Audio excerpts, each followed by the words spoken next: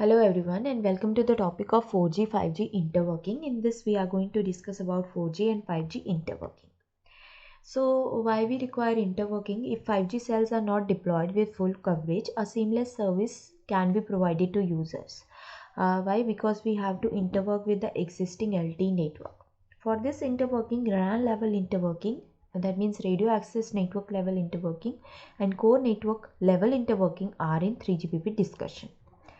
So this interworking, it provides the interworking service between the LTE and 5G, which uses a direct interface between these eNode B and the 5G node B.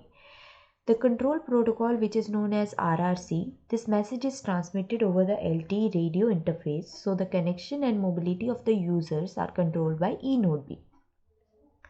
User traffic is basically simultaneously transmitted through the LTE node B and 5G node B, or by using the 5G node B only.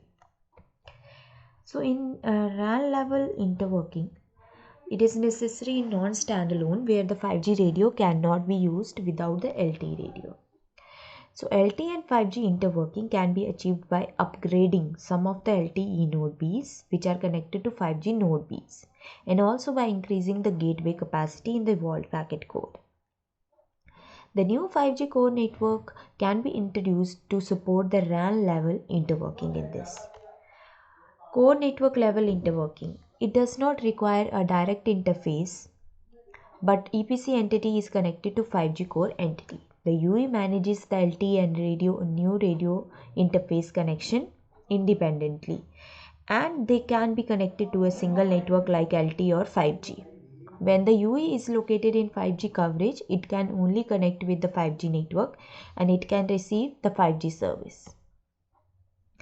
In case when the UE moves out of the 5G coverage area, it releases the new radio interface connection and establishes LTE radio interface connection. This interworking is necessary in standalone where NR can be used without the LTE radio.